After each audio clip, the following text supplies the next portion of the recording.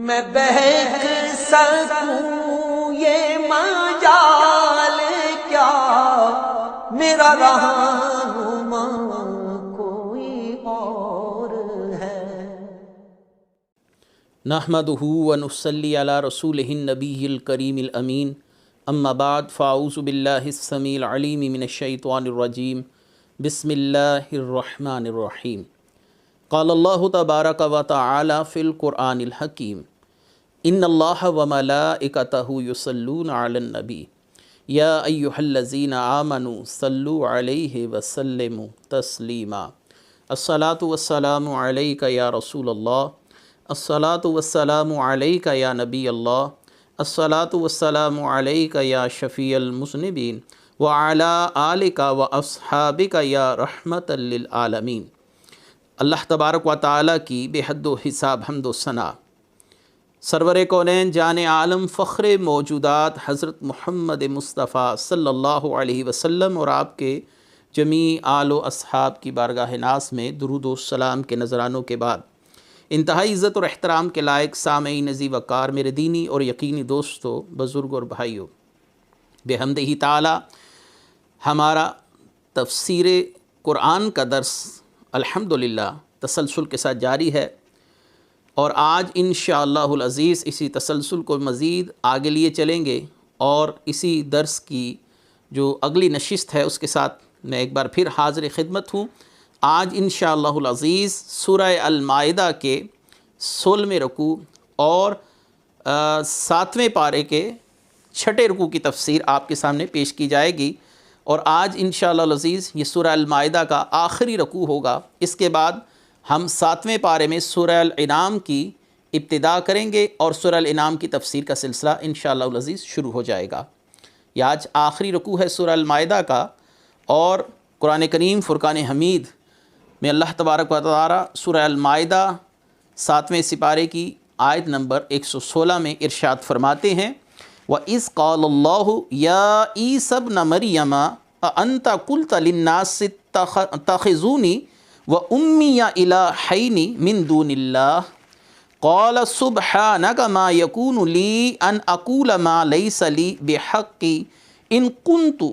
قُلْتُهُ فَقَدْ عَلِمْتَهُ تَعْلَمُ مَا فِي نَفْسِي وَلَا أَعْلَمُ مَا فِي نَفْسِكَ إِنَّكَ أَنْتَ عَلَّامُ الْغُیُوبِ۔ اور جب اللہ فرمائے گا، اے مریم کے بیٹے عیسیٰ، کیا تم نے لوگوں سے کہا تھا کہ اللہ کے سوا مجھے اور میری ماں کو معبود بنا لو؟ تو وہ عرض کریں گے، اے اللہ تو پاک ہے، میرے لیے ہرگز یہ جائز نہیں کہ وہ بات کہوں جس کا مجھے کوئی حق نہیں ہے، اور اگر میں نے ایسی بات کہی ہوتی تو تجھے علم ہوتا، اور تو جانتا ہے جو میرے دل میں ہے، اور میں نہیں جانتا جو تیرے علم میں ہے، بے شک تو ہی سب غیبوں کا جاننے والا ہے۔ اس آیت مبارکہ کی جو تفسیر ہے، حضرت عیسیٰ علیہ السلام کے حوالے سے یہ سوال کیوں کیا جائے گا حضرت عیسیٰ علیہ السلام سے، جب کہ حضرت عیسیٰ علیہ السلام نے اپنی قوم کو، اپنی امت کو قطعاً کوئی ایسا عقیدہ نہیں سکھلایا جس میں آپ کی الوہیت اور سیدہ مریم رضی اللہ تعالی عنہا کی الوہیت کا کوئی عقیدہ شامل ہو۔ تو پھر یہ سوال کاہے کا؟ اصل میں حضرت عیسیٰ علیہ السلام جب تک عیسائیوں میں موجود رہے یا قوم بنی اسرائیل میں موجود رہے، اس وقت تک تمام کی تمام قوم اسی تعلیمات پر عمل کر رہی تھی جس تعلیم کو حضرت عیسیٰ علیہ السلام لے کر آئے۔ حضرت عیسیٰ علیہ السلام کے آسمانوں پر اٹھائے جانے کے بعد حضرت عیسیٰ علیہ السلام کے لیے الوہیت کا عقیدہ، حضرت عیسیٰ علیہ السلام کے لیے اللہ کا بیٹا ہونے کا عقیدہ، حضرت مریم رضی اللہ تعالی عنہا کی عبادت کا عقیدہ آہستہ آہستہ عیسائیوں کے اندر شامل ہو گیا۔ نتیجتاً عیسائی اس منہج سے ہٹ گئے جو گزشتہ انبیاء اور حضرت عیسیٰ علیہ السلام کی تعلیمات تھیں، اور حضرت عیسیٰ علیہ السلام کے لیے ان کا عقیدہ یہ بن گیا کہ آپ اللہ کے بیٹے تھے، اور اللہ تعالیٰ نے آپ کو سولی پر لٹکا دیا تاکہ آپ ہمارے گناہوں کا کفارہ ادا کر دیں، اور حضرت عیسیٰ علیہ السلام اب وصال پا چکے ہیں، اور حضرت عیسیٰ علیہ السلام کی قبر اس وقت روم میں موجود ہے۔ عیسائی حضرت عیسیٰ علیہ السلام کو اللہ کا بیٹا بھی مانتے ہیں، اور حضرت عیسیٰ علیہ السلام کو بہت سے ایسے معاملات کے اندر اللہ تعالیٰ کا شریک سمجھتے ہیں جو الوہیت کے درجے میں ہیں۔ تو اللہ تبارک و تعالیٰ عیسائیوں کی حسرت میں اضافہ کرنے کے لیے کہ آج حضرت عیسیٰ علیہ السلام ان کے سامنے ان کے عقیدے کا رد کر لیں تاکہ آج ان کی حسرت و یاس میں اضافہ ہو، اور آج یہ اپنے کانوں سے سن سکیں، اپنی آنکھوں سے دیکھ سکیں کہ حضرت عیسیٰ علیہ السلام ان کے ان باطل نظریات کی تردید کیسے فرماتے ہیں۔ تو یہ سوال حضرت عیسیٰ علیہ السلام سے کیا جائے گا کہ عیسیٰ، کیا آپ نے کہا تھا ان کو کہ مجھے اور میری والدہ کو الہ ٹھہرا لو؟ یہاں پر ایک بات اور بھی ہے کہ اللہ تعالیٰ کے علم میں ہوگا کہ حضرت عیسیٰ علیہ السلام نے یہ بات قطعاً نہیں کہی، تو پھر حضرت عیسیٰ علیہ السلام سے گواہی لینے کا مطلب کیا ہے؟ تو یہاں سے ایک اصول اور ضابطہ جو ہمارے سامنے آتا ہے وہ یہ ہے کہ اگر فیصلہ کرنے والے کے علم میں کوئی بات بھی ہو لیکن اس مسئلے کو قانونی چارہ جوئی کے ذریعے حل کرنا چاہیے،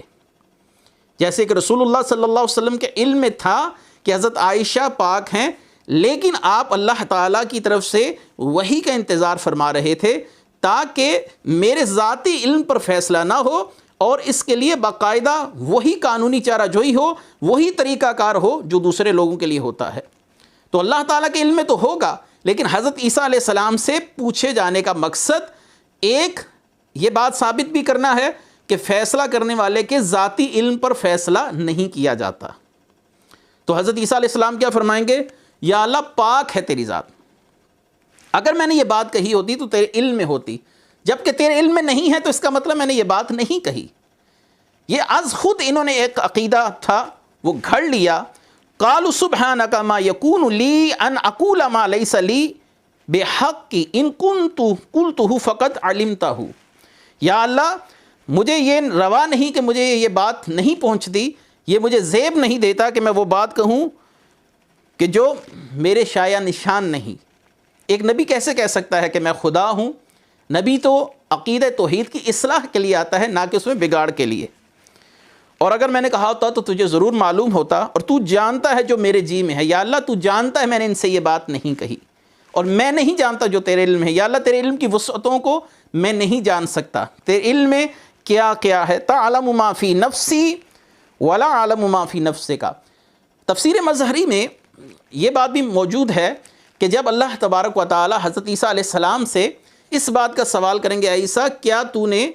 ان لوگوں کو اپنی الوہیت کی دعوت دی تھی؟ تو حضرت عیسیٰ علیہ السلام پر اللہ کا خوف ایسا اور ایک لرزہ طاری ہوگا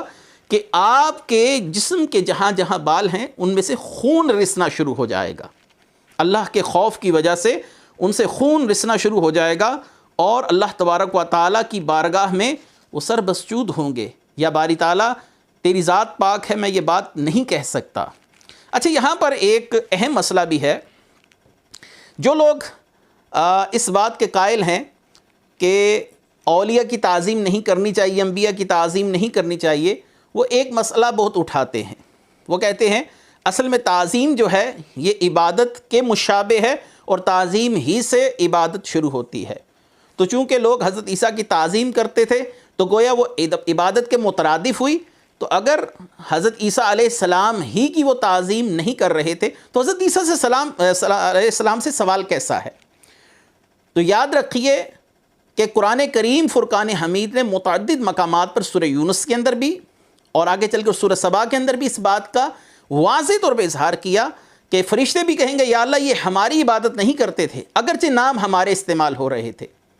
اب دیکھیے کہ بچھڑے کی جو عبادت ہو رہی تھی وہ اس کو الہ کا نام دے کر، خدا کا نام دے کر اس کی پرستش کر رہے تھے۔ اس کا یہ مطلب نہیں کہ وہ اللہ تعالیٰ کی پرستش کر رہے تھے۔ اگر کسی نے کسی تصویر کا نام عیسیٰ رکھ دیا، کسی مجسمے کا نام عیسیٰ رکھ دیا اور وہ اس کی عبادت شروع ہو گیا تو وہ حضرت عیسیٰ علیہ السلام کی عبادت نہیں کہلوائے گی۔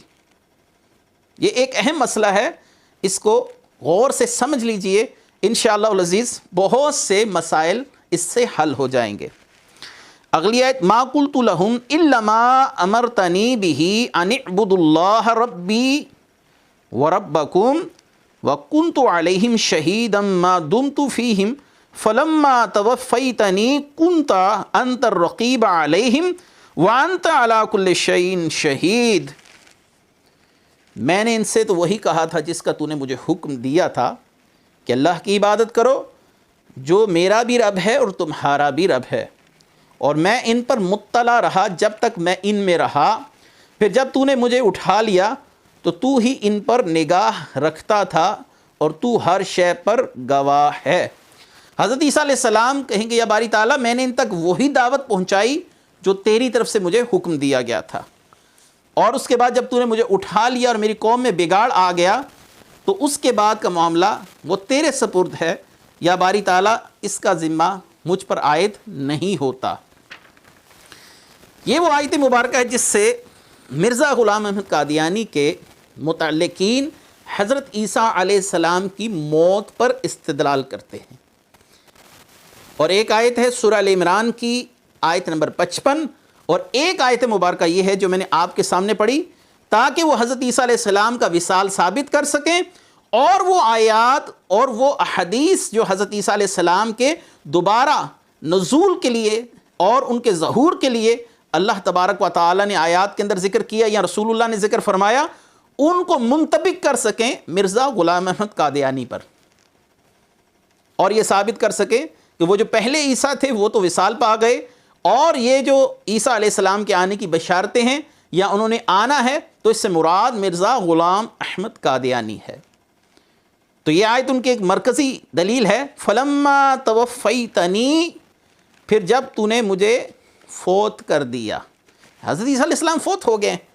اور دوسرا وہ کہتے ہیں انا متوفی کا ورافیو کا الیہ، اللہ تعالیٰ نے حضرت عیسیٰ علیہ السلام کو فوت کر کے اٹھا لیا ہے۔ تو یاد رکھیے متوفی کا توفیتنی یہاں پر جو معنی ہے وہ فوت ہونا قرآن مجید کی دیگر آیات اور احادیث مبارکہ کی روشنی میں یہ معنی مراد لینا صحیح نہیں۔ یاد رکھیے کہ جب کسی لفظ کی نسبت کسی ذات کی طرف دی جاتی ہے تو اس لفظ کا معنی اس ذات کے حسب حال ہوتا ہے۔ مثلا اگر میں آپ سے یہ کہوں کہ آپ بیٹھ جائیے تو یہاں پر بیٹھنے کا مطلب آپ کی صورتحال کے حسب حال ہوگا یا اس کے پیش نظر ہوگا۔ اگر کہا جائے کہ اس شخص کا گلا بیٹھ گیا ہے تو اس سے مراد بیٹھنا لفظ وہی استعمال ہو رہا ہے لیکن معنی بدل گیا کیونکہ صورتحال تبدیل ہوئی۔ اور اگر کہا جائے اس کا کاروبار بیٹھ گیا ہے تو کیا معنی ہوا کہ اس کا کاروبار بیٹھ گیا، اس کو کاروبار میں نقصان ہوا ہے۔ اور اگر کہا جائے اس کی دکان بیٹھ گئی تو اس کو بھی عمومی طور پر اس معنی میں استعمال کیا جاتا ہے کہ اس کو نقصان ہوا ہے۔ لفظ ایک ہے بیٹھنا، لیکن فاعل اور فعل کے تناسب سے معنی تبدیل ہوتا جائے گا۔ توفیتنی اس کا مطلب کیا ہے؟ یہاں پر ہم اس کا معنی لیں گے پورا کرنا، یا اگر فوت ہونے والا معنی بھی مراد لیا جائے، بالفرض ہم قادیانیوں کی بات مان لیں تو یہ حضرت عیسیٰ علیہ السلام کے وصال کے بعد ہی ان سے قیامت کے دن سوال ہوگا، اور ہمارا عقیدہ ہے وہ آئیں گے اور وصال بھی پائیں گے اور آپ کو نبی کریم صلی اللہ علیہ وسلم کے ساتھ دفن کر دیا جائے گا۔ تو یہ ہمارے عقیدے کے خلاف کیسے ہو سکتی ہے؟ کیونکہ یہ آیت حضرت عیسیٰ علیہ السلام کے وصال کے بعد ہی کی ہے، پہلی بات تو یہ ہے۔ اور اگر اس کا مطلب پورا کرنا لے لیا جائے تب تو یہ ہمارے عقیدے پر واضح دلالت کرتی ہے، یا اللہ جب تو نے میری عمر پوری کر دی تھی، یعنی جو میری رہنے کی عمر پوری کرنی تھی تو نے وہ پوری کر دی، تو اس کے بعد تو نے کے بان تھا۔ اور اگر اس کا معنی فوت ہونا ہی کرنا ہے جیسا کہ قادیانی حضرات اس پر زور دیتے ہیں، تو پھر یہاں پر یہ معنی ہمارے خلاف نہیں، کیونکہ یہ سوال قیامت کے دن کیا جا رہا ہے جب حضرت عیسیٰ علیہ السلام فوت ہونے کے بعد اللہ کی بارگاہ میں کھڑے کیے جائیں گے۔ تو لہٰذا یہ کہنا کہ حضرت عیسیٰ علیہ السلام تشریف نہیں لائیں گے یا فوت ہو گئے، یہ باطل تعویلات ہیں۔ میں صرف ایک حدیث پڑھتا ہوں، آگے بھی اس پر میں گفتگو کر چکا ہوں، سورہ ال عمران کی آیت نمبر 155 کے تحت،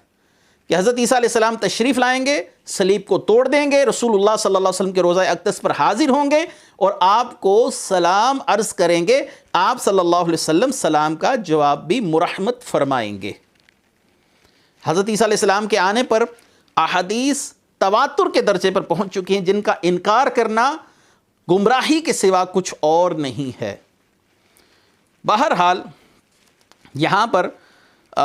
نبی کریم صلی اللہ علیہ وآلہ وسلم کی احادیث اس باب میں ہزاروں کے لحاظ سے موجود ہیں، سینکڑوں موجود ہیں، اگر تتبع کیا جائے تو بہت سا اس مسئلے پر معاملہ ہمارے سامنے آ سکتا ہے۔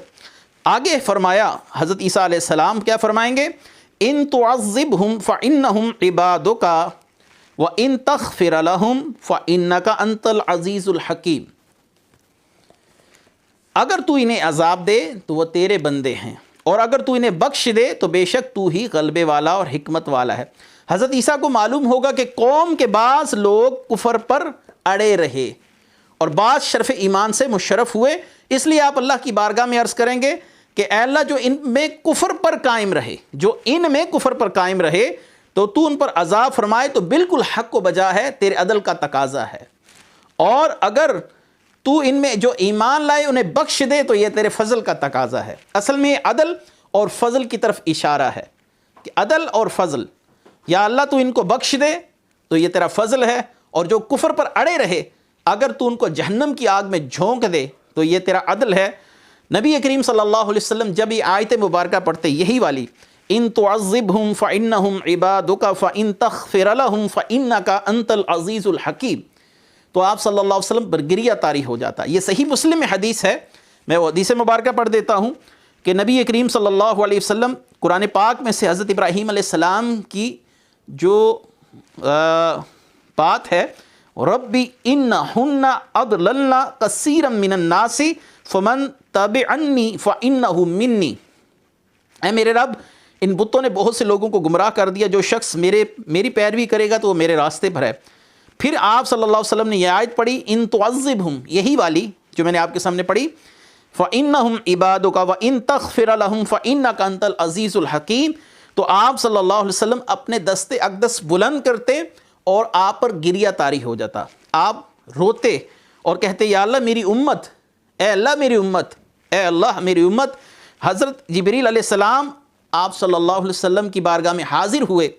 اور کہا کہ یا رسول اللہ صلی اللہ علیہ وآلہ وسلم، اللہ تعالیٰ فرماتے ہیں کہ اللہ تعالیٰ آپ کو آپ کی امت کے معاملے میں راضی کر لے گا، آپ کو رنجیدہ نہیں کرے گا۔ یعنی اللہ تبارک و تعالیٰ آپ صلی اللہ علیہ وسلم کو راضی کر لے گا۔ اس کا کیا مطلب ہوا؟ اور یہ حدیث مبارکہ امام نسائی نے بھی، امام طبرانی نے بھی، امام ابن حبان نے بھی نقل کی کہ اللہ آپ کو راضی کر لے گا، اور قرآن کی آیت وَلَا سَوْفَ يُعْتِيكَ رَبُّكَ فَتَرْضَىٰ،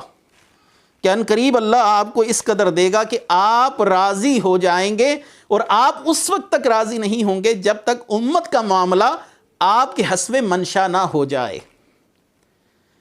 دیکھیے کہ ہم اللہ کی عبادت کرتے ہیں اللہ کو راضی کرنے کے لیے، یہودی ہوں، عیسائی ہوں، مسلمان ہوں، تمام آسمانی کتابوں پر ایمان رکھنے والے لوگوں کا نظریہ اور عقیدہ یہ ہے کہ ہم نے اللہ کو راضی کرنا ہے، اور رسول کریم صلی اللہ علیہ وسلم کے لیے اللہ تعالیٰ فرماتے ہیں اے محبوب قبلہ وہی ہوگا جو آپ کی مرضی ہوگی، فَلَا نُوَلِّيَنَّكَ قِبْلَةً تَرْضَاهَا، قبلہ وہی ہوگا جو آپ کی مرضی ہوگی۔ یہاں پر بھی محبوب کی مرضی کا ذکر، وَلَا سَوْفَ يُعْتِيكَ رَبُّكَ فَتَرْضَىٰ، اللہ آپ کو اتنا دے گا کہ اللہ تبارک و تعالیٰ آپ کو راضی کر لے گا۔ تو تمام مخلوق اللہ کی رضا چاہتی ہے، اور اللہ تعالیٰ اپنے محبوب صلی اللہ علیہ وسلم کو راضی فرماتا ہے۔ یہ ہے مقام محبوبیت، اور یہ ہے وہ مقام ہے کہ اللہ تبارک و تعالیٰ اپنے محبوب سے معراج کی رات کیا فرماتے ہیں؟ کلہم یطلبون ردائی وانا اطلب رداک یا محمد، ہر فرد ہر شخص میری رضا چاہتا ہے اے محمد، میں آپ کو راضی کرتا ہوں۔ سبحان اللہ، رسول اللہ صلی اللہ علیہ وسلم کی کیا خوب شان ہے۔ اور اگلی آیت مبارکہ قال اللہ ھذا یوم ینفع الصادقین صدقہم لہم جنات تجری من تحتها الانہار خالدین فیہا ابدا رضی اللہ عنہم ورضوا عنہ ذالک الفوز العظیم۔ اللہ نے یہ فرمایا کہ یہ قیامت وہ دن ہے جس میں سچوں کو ان کا سچ نفع دے گا، اور ان کے لیے باغ ہیں جن کے نیچے نہریں جاری ہیں، وہ ہمیشہ ہمیشہ اس میں رہیں گے۔ اللہ ان سے راضی ہوا اور وہ اللہ سے راضی ہوئے، یہی بڑی کامیابی ہے۔ ھذا یوم ینفع الصادقین صدقہم، یہ وہ دن ہے جس میں سچوں کو ان کا سچ نفع دے گا۔ یہاں پر اگر یہ تفسیر کی جائے کہ سچ سے مراد ایمان ہے، اور نبیوں پر ایمان لانا، نبیوں کی تعلیمات کو تسلیم کر لینا من و عن، اللہ کو ایک ماننا، تو یہ جو میں نے ابھی آپ کے سامنے تفسیر بیان کی، یہ اقرب الی الحقیقت ہے، حقیقت کے قریب یہی ہے۔ مسلمان سے کبھی جھوٹ بھی صادر ہو جاتا ہے لیکن مسلمان جنت میں جائے گا، اور کافر اگر ساری زندگی سچ بھی بولتا رہے تو جائے گا تو جہنم میں۔ تو معلوم ہوا یہاں پر جس سچ کا ذکر ہے وہ اللہ پر ایمان لانا، اللہ کے رسول کی تصدیق کرنا،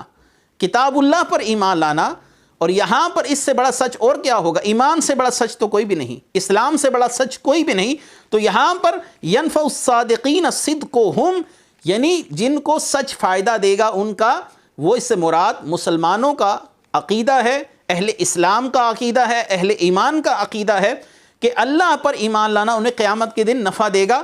یعنی کہ وہ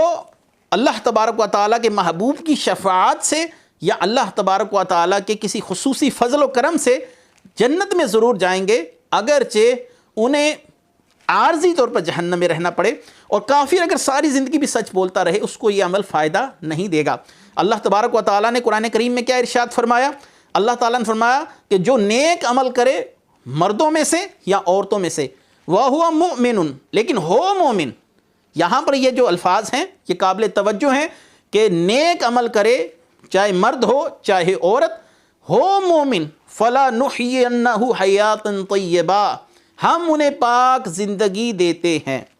تو اس کا مطلب یہ ہے کہ نیک عمل اس وقت فائدہ دیتا ہے جب انسان کے پاس ایمان کی دولت ہو۔ تو یہاں پر صدق سے مراد اسلام اور ایمان ہے۔ اللہ تعالیٰ نے فرمایا اور ان کے لیے جنت کے باغ ہیں جن میں وہ ہمیشہ ہمیشہ رہیں گے، اور اللہ ان سے راضی ہوا، رضی اللہ عنہم ورضوا عنہ، اللہ ان سے راضی و اللہ سے راضی۔ اس آیت سے یہ نتیجہ بھی نکلا، اہل ایمان علماء کرام صالحین کے لیے رضی اللہ تعالیٰ عنہ کہا جا سکتا ہے۔ یہ لفظ صحابہ کے لیے خاص نہیں ہے، یہ عام ہے۔ وہ لوگ جن کی صداقت پر، جن کی علمی قابلیت پر، جن کی امامت پر، جن کے حجت ہونے پر امت کا اتفاق ہو، ان کو رضی اللہ تعالیٰ عنہ کہا جا سکتا ہے۔ علماء نے اس بات کی تصریح فرمائی ہے، ذالک الفوز العظیم، یہ بڑی کامیابی ہے۔ آخری آیت مبارکہ اس رکوع کی، 16ویں رکوع کی آخری آیت مبارکہ سورہ المائدہ کی آیت نمبر 120، للہ ملک السماوات والارض وما فیہن وہو علی کل شیء قدیر، اور آسمان اور زمین میں جو کچھ ہے یہ سب سلطنت اللہ تعالیٰ ہی کی ہے اور وہ ہر چیز پر قادر ہے۔ اس آیت میں حضرت عیسیٰ علیہ السلام اور حضرت مریم رضی اللہ تعالی عنہا کو خدا کہنے والوں کا رد ہے کہ جب وہ خود زمین و آسمان کے اندر مخلوقات میں شامل ہیں اور وہ اللہ تعالیٰ کی ملک میں ہیں، اللہ تعالیٰ کی بادشاہت پہ ہیں، اللہ تعالیٰ کی ان پر حاکمیت ہے، تو وہ خدا کیسے ہو سکتے ہیں جن پر کسی کی حاکمیت ہو، جو خود کسی کا حکم ماننے والے ہوں، جن پر کسی اور کی بادشاہت ہو۔ اللہ تعالیٰ پر تو کسی کی سلطنت نہیں، اللہ تعالیٰ پر کسی کا حکم نہیں چلتا، اللہ تعالیٰ پر کسی کی بادشاہت نہیں، اللہ تبارک و تعالیٰ کی بادشاہت ان پر ہے، اللہ کی سلطنت ہے زمین و آسمان میں۔ تو وہ خدا کیسے ہو سکتے ہیں جو اللہ کی بادشاہت میں جی رہے ہوں، اللہ کی بارگاہ میں سربسجود ہو رہے ہوں۔ حضرت عزیر علیہ السلام کے لیے عقیدہ الوہیت، حضرت عیسیٰ اور آپ کی والدہ کے لیے عقیدہ رکھنا، یہ ان افراد کا رد کر دیا گیا۔ گویا پچھلی آیات کا انتہائی احسن انداز سے ایک نتیجہ خیز فیصلہ سنا دیا گیا کہ عیسیٰ علیہ السلام کو خدا کہنے والوں، وہ خدا کیسے ہو سکتے ہیں؟ وہ تو اللہ کی بادشاہت میں ہیں، اللہ کی حکومت ہے ان پر، اللہ کا حکم مانتے ہیں، اور خدا کسی کا حکم نہیں مانتا، وہ تمام جہانوں سے بے پرواہ ہے۔ وآخر دعوانا ان الحمد للہ رب العالمین۔ میں بہک سکوں یہ مجال کیا میرا رہنما